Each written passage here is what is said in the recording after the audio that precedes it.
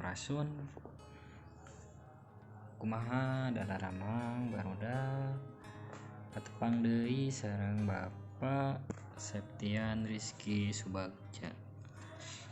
Masih dina pedaran anu sami nyaeta pedaran aksara Sunda.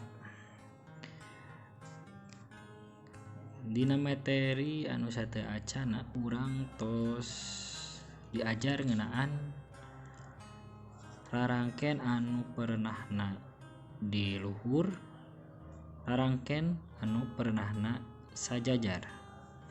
Tah dina danget ayeuna urang lajeng kana materi anu katilu nyaeta rarangken anu perenahna di handapeun aksara.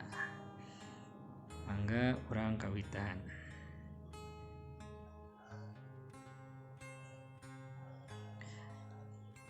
Tah katingal di dieu aya rarangken anu perenahna di handapeun aksara. Kanggo rarangken anu perenahna di handapeun aksara mah mung aya 3. Nyaeta panyuku, panyakra, sareng panyiku.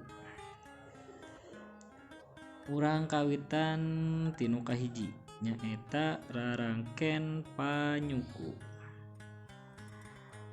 Rarangken panyuku perenahna di handapeun aksara dasar. Gunana pikeun ngaganti sora u dina aksara dasar. Janten rarangken panyuku perenahna di handapeun aksara dasar. Gunana pikeun ngaganti sora a jadi sora u dina aksara dasar. Contohna huruf K ditambihan rarangken panyuku janten ku. Ku Bapa dicontohan hiji deui. Di dieu aya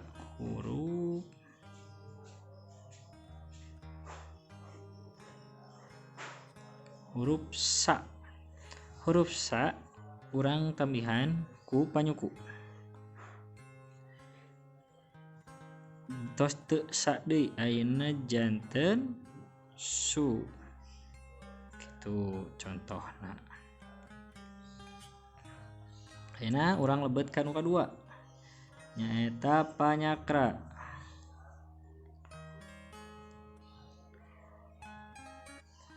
Rarangken panyakra perenahna di handapeun aksara dasar.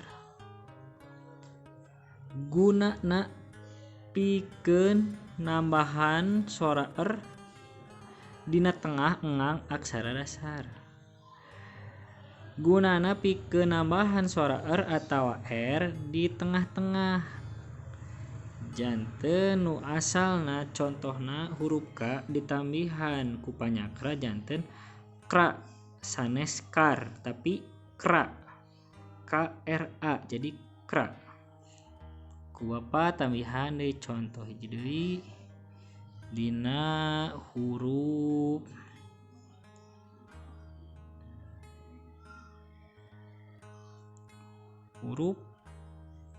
ba.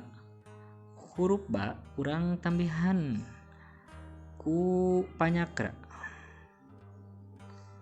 Huruf ba tambihan panyakra janten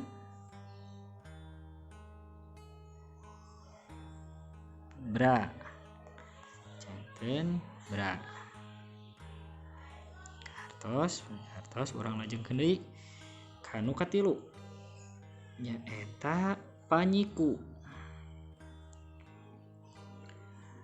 Rarangken panyiku perenahna di handapeun aksara dasar. Gunana pikeun nambahan sora l atawa l di tengah engang aksara dasar. Contohna di dieu aya huruf K ditambihan ku panyiku jadi kla. jadi KLA atau kla. Contoh sanesna urang menggunakan huruf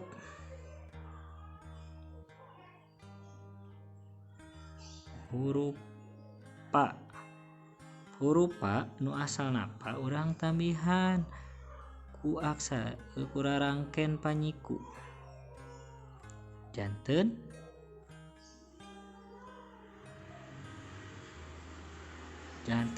pla gitu.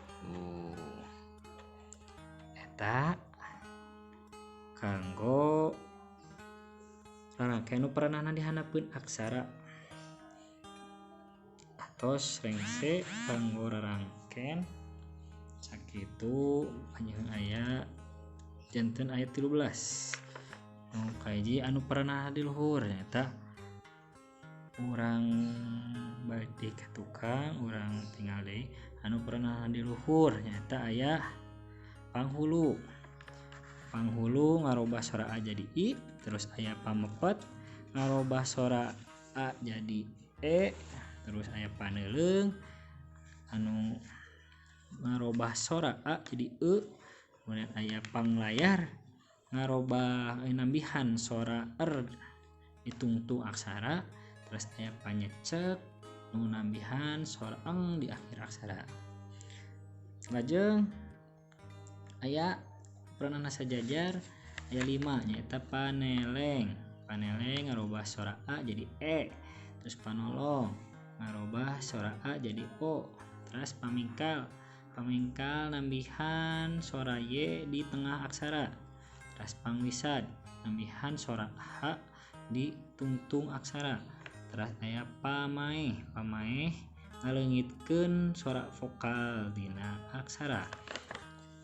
Terus anu nembe diajar nyata paranahna di handapkeun aksara aya 3 panyuku ngarobah sora a jadi u, panyakra nambihan sora di tengah-tengah aksara, terus aya panyiku nambihan sora di tengah aksara. Tah ayeuna urang teu aya ditungtung materi kanggo rarangken ku kituna dihareup hidup tos tiasa ayeuna mah nulis kana sadaya tulisan oge kedah ayeuna mah hidup tinggal latihan nulis mungkin kanggo materi salajengna urang medar perkara aksara Sunda nyata sejarah aksara Sunda. Nah beut tiasa janten kos kieu. Hatur nuhun. Tong hilap bilih aya patorosan tong isin-isin mangga tulis di kolom komentar atau teruskeun dina grup sewang-sewangan sareng PCW langsung ke Bapak. Hatur nuhun. Hurip Sunda. Assalamualaikum warahmatullahi wabarakatuh.